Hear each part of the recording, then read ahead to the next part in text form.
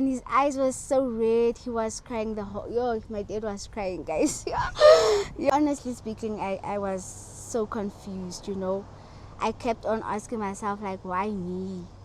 Like, why? You're very young. I'm still so young. I haven't done like most of the things. Like, why not? Cancer is not just a physical battle. It takes a toll on mental health as well. I just started bleeding from everywhere. My nails, like I couldn't imagine, like, how can my nails bleed? I believed God wouldn't like give you something that you can't handle. I, for one, don't know how it works. Exactly. So can you explain to us how it works?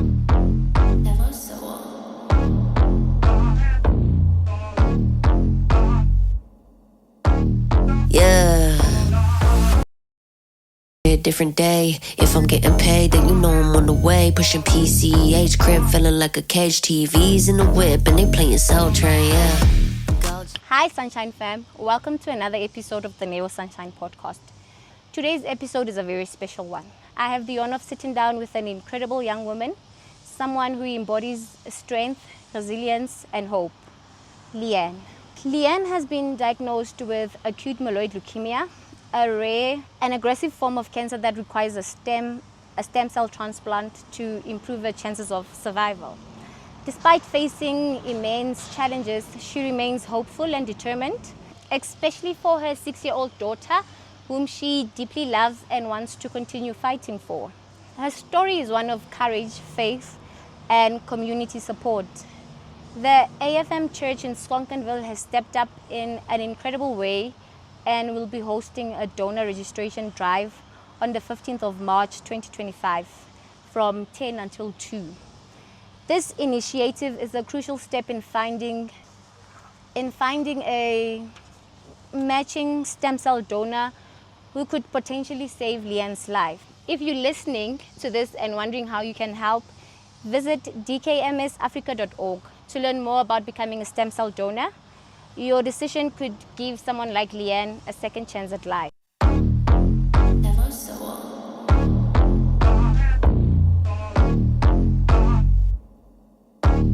Yeah.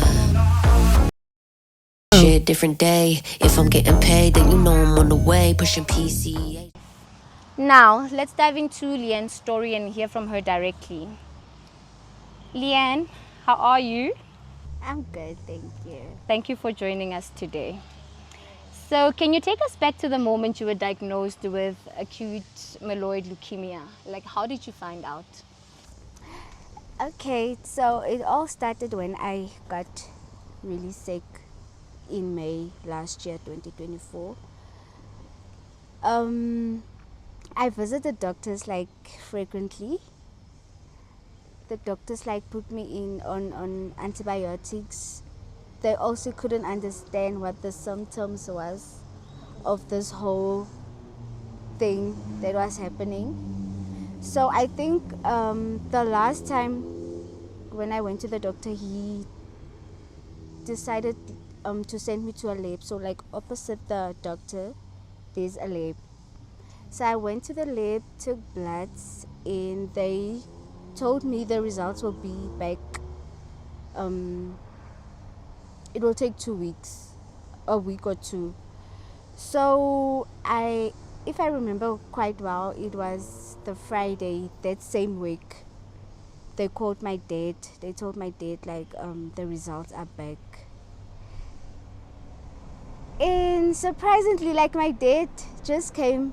He didn't tell me he's gonna go collect the results and stuff. So he came by the house and he was like, "You need to pack your bags. I have to rush you to hospital immediately." I was so confused, So I asked him why all of a sudden, what's happening? And his eyes were so red. He was crying the whole. My dad was crying, guys. Yeah. Okay. So they rushed me to Port Hospital. When we got there, the doctors did several tests on me. Because they didn't know what's happening exactly. Okay. So they called specialists to come and do their tests. And that night that Friday night, they confirmed that no, they weren't really sure which cancer it was, but they did say it's cancer. So I spent the night there in Potchefstroom Hospital. The Saturday, other doctors came as well. Did their test on me. Oh, it was a journey, guys. They did their test on me. They told me they're going to transfer me to Barra Hospital. I have to say that's the best hospital ever. Okay. When I got to Barra Hospital, you know, like those doctors did their tests as well. The other ones have to do their test as well. Hello. Okay. They did their test and then it was confirmed. And I remember that was on the 6th of June. Last year, 2024. Okay. They confirm I am an AML patient. So they have to transfer me to in that hospital, there's a private sector for these patients. It's called Zakiti. Okay. Zakiti Center, Hematology. So that's where I was for months. At the hospital? At that specific place. Okay. So what was your reaction when the doctors confirmed it? Honestly speaking, I was so confused, you know. I kept on asking myself, why me? Why? You're very young. I'm still so young. I haven't done most of the things. Why now? But I think because I had faith and I'm a church goer, I believed God will I believed God wouldn't give you something that you can't handle, you know. So I think my faith kept me going. Exactly. So were you aware of this condition before your diagnosis, or was it something completely new to you? It was something completely new because I didn't understand the symptoms. I never had it before. I just started bleeding. What, you know, when you brush your teeth, you bleed. Yeah, but mine was severe. Mine was heavy. So I couldn't understand why. What was going on? And I had blue bruises on my body. If you touch I become it was heavy. It was bad. It was bad. I can imagine. So cancer is not just a physical battle. It takes a toll on mental health as well. How have you been coping emotionally? Your emotions, your mental health? At the beginning, it was very, very tough. You know, I was away from home, from my family. I was alone in that room. You know, when you have visitors, you're not allowed to see your whole family. There's only 2 people allowed in that. So at first, it was very, very difficult. I was struggling. I was really struggling. I was struggling. I don't even know how to put it, but it was tough. That was bad. It was bad. So when you say you were struggling, were there moments when you felt like giving up? How did you push through? How did you keep going? As I said earlier, I'm a believer. So what kept me going was praying. Praying is so powerful. Praying is very powerful, and that's what I did most of my time. You kept your faith. I kept my faith, and I was praying each and every minute that I got. I prayed. So prayer it kept me going, girl. Okay, that's good to hear. So how has this journey affected your relationship with your family, friends, or even your faith? Sometimes you felt like it is. There's really no point in praying, you know. It's useless or something. It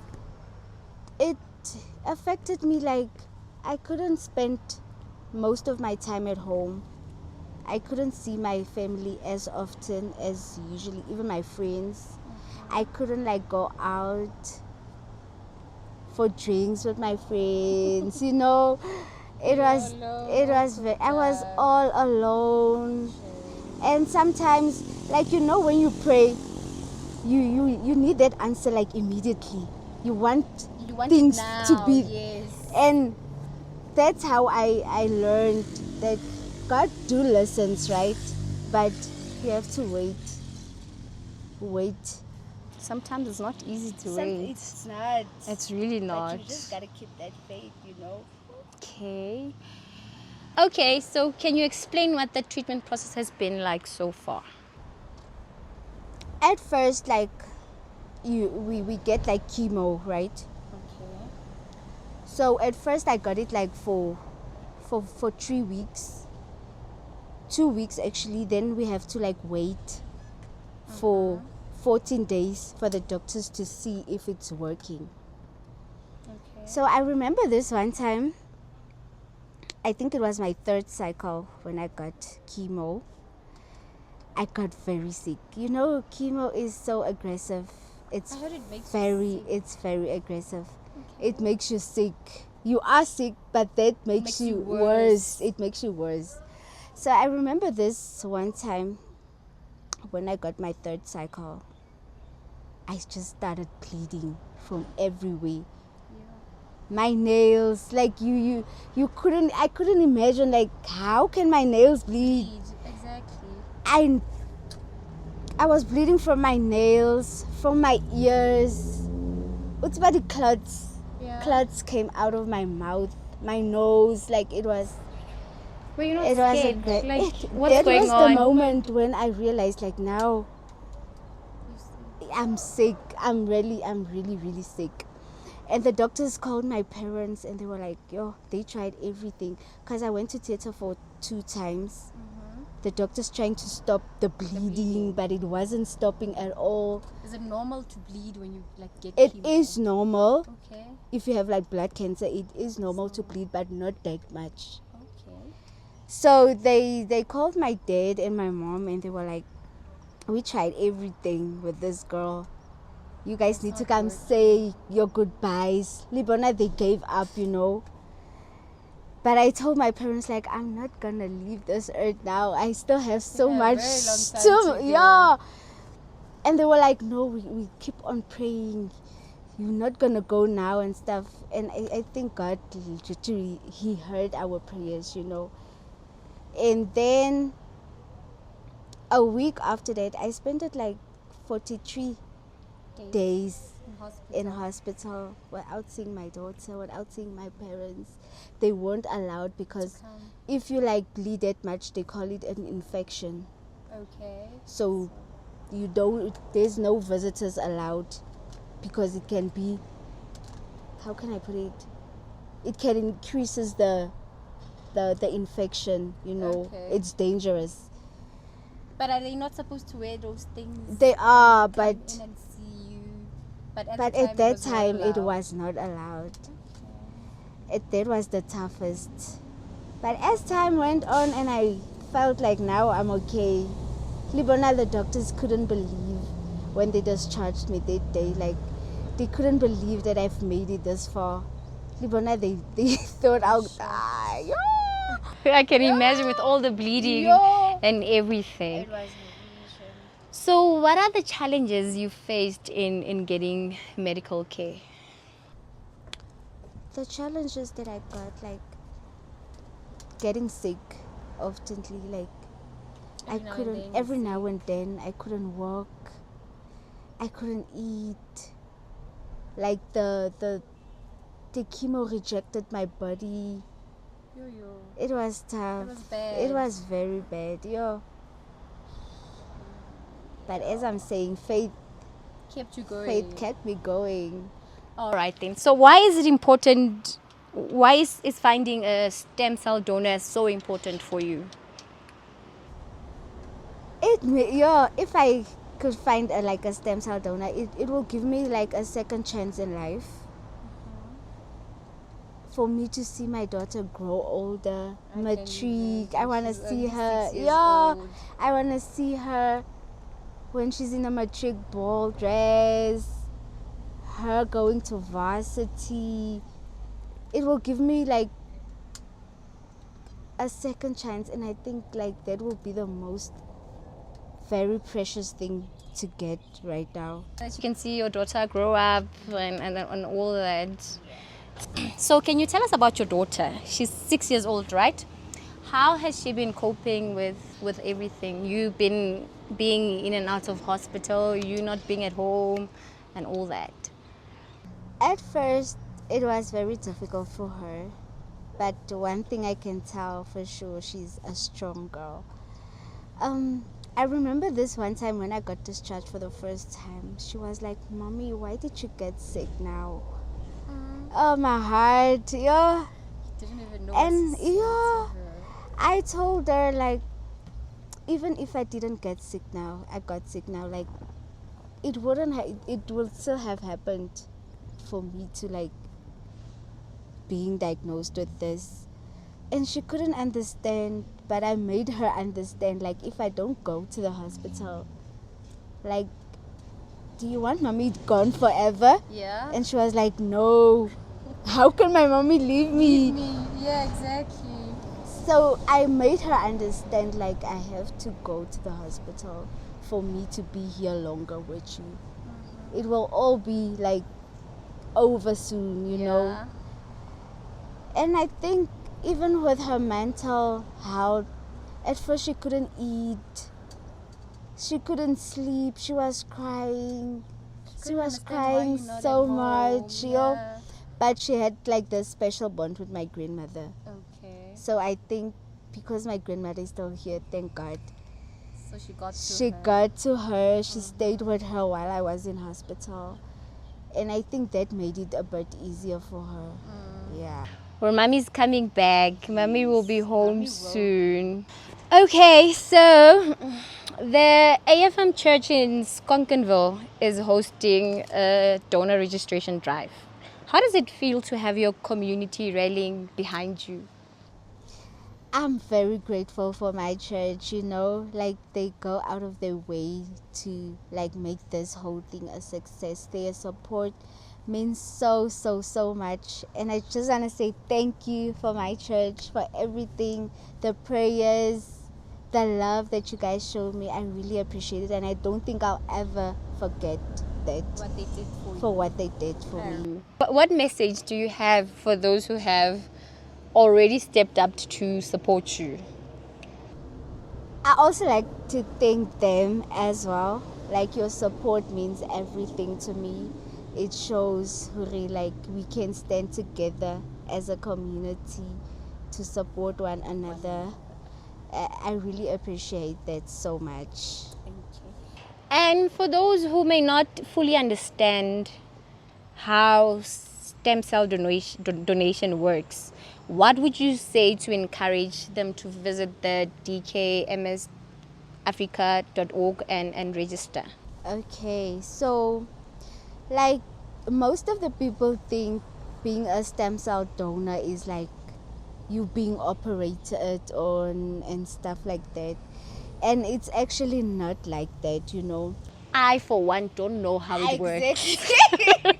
So can you, like, explain to us how it works? And So if you're a stem cell donor, all you gotta do is, like, register. If you're, like, far away, you just, like, register. They do, for the first week, they do, like, a mouth swab thingy, and then they send it to the lab. So if you are a match, it doesn't mean you have to be a match for me. There's so many people and patients that, yes. So even if you're not a match for me, you can be a match for others. So all the process is, like, it's exactly like donating blood. They took this, like, gonna be a machine thingy when you are a match. They're gonna, like, take your blood out. So that machine will only take the stem cells out of your blood. Yes.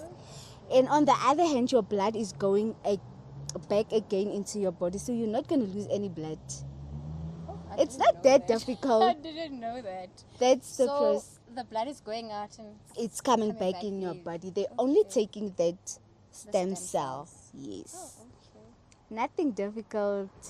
So what do you have to say to people that say that, like, donors have to come from maybe your family, one of the family members or so?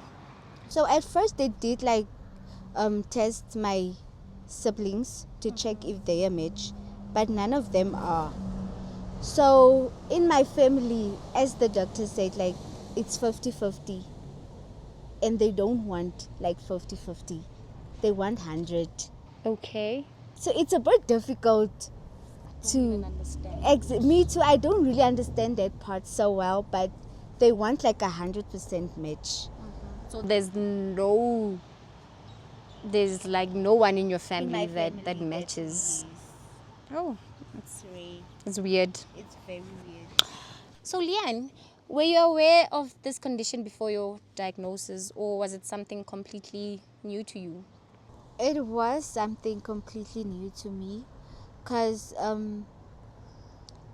some symptoms I couldn't understand, like getting bruises from nowhere, waking up and you have like blue bruises all over your body, and me bleeding so much. It was just out of this. So you didn't exactly know what was I going didn't on. know.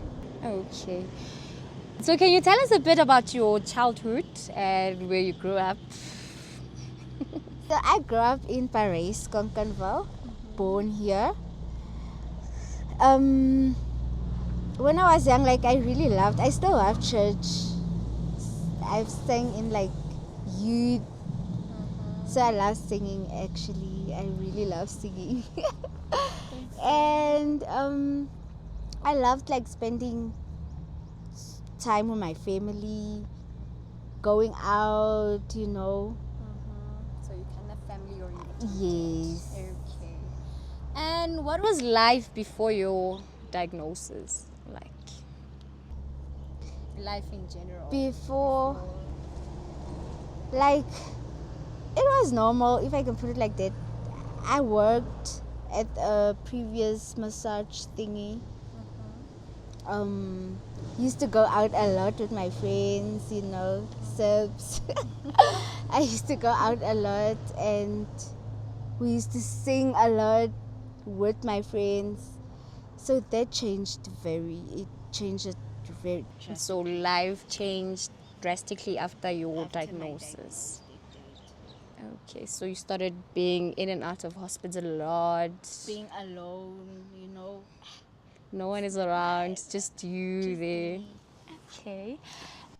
So Leanne, we know that the AFM Church in Skonkenville is hosting a donor registration drive on the 15th of March. Is there anything you'd like to say to people to come through? Would you like to appeal to them so they can come and test and see if they are a match? What I'd like to say is like, please do come through, people. I really need your support. I need you guys to come and test to see if you're a match. Even if you're not my match, you could be someone else's match, to give them a second chance at life. And all you gotta do when you get there, it's just a swab, and you fill out a 1-page with your form, with your details. That's all. I hope and pray that you guys do come true, please. So, a quick question about the registration drive. What do they need to bring? IDs, or they just come and just Yeah, it's like normal questions what they ask. So you can come. If you don't know your ID number, you can bring your you ID can with. bring your Okay. So ID. you just to come through, have a swab, fill out the form, and then they're good to go. Yes. If they're not a match for you, then they can save a life elsewhere. About a week ago, is it about a week ago? It is. You had a fundraiser thingy with spinning shows. Can you tell us more about it? What was it about? So the event was basically about me having a fundraiser for my medical costs. Me going to appointments every now and then. It costs money, guys. It's very expensive. My medical bill, it's a lot. So I think that was the main focus for me, to be able to pay for my medical bill. Yes. It looked like it was a success. How did it go? Was It it was. nice? Did people come through? It showed very much support, you know. People came through for me.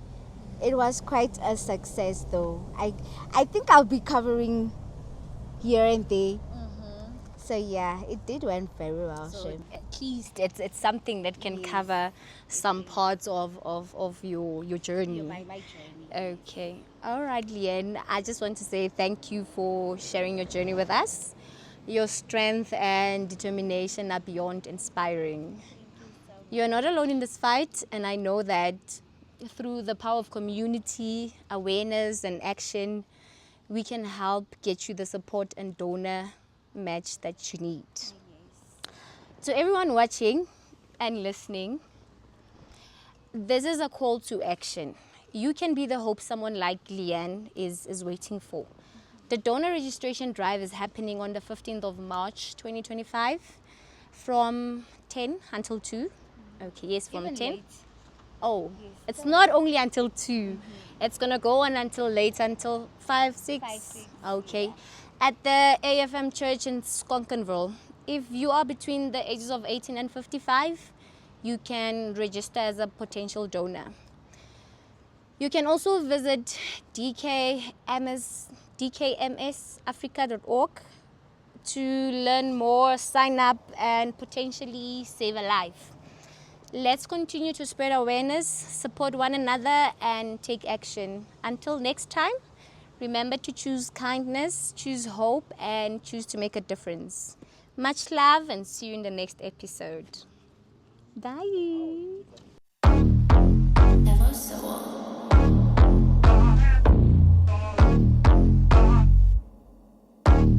Yeah. Shit, different day. If I'm getting paid, then you know I'm on the way. Pushing PCH, crib feeling like a cage. TVs in the whip, and they playing Soul Train, yeah. Gold chain hanging from my chest. Rockin' bell bottles, baby boy, I'm the best. Platform shoes got me feeling top deck. On the yacht, I'm a hot girl, show me some respect. That mean you a shot, show up, don't blow it. If I'm in my zone, don't stop me flowing. Gotta give me a moment, I'm a star, let me show it. Some people say I'm too far gone, but I'm right where.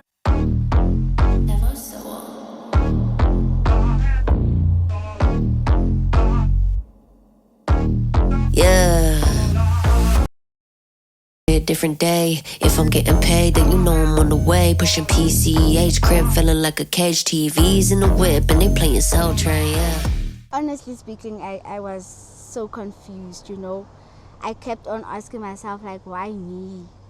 Like, why? You're very young. I'm still so young. I haven't done, like, most of the things. Like, why now? Honestly speaking, I was so confused, you know. I kept on asking myself, like, why me? Like, why? You're very young. I'm still so young. I haven't done, like, most of the things. Like, why now? Honestly speaking, I was so confused, you know. I kept on asking myself, like, why me?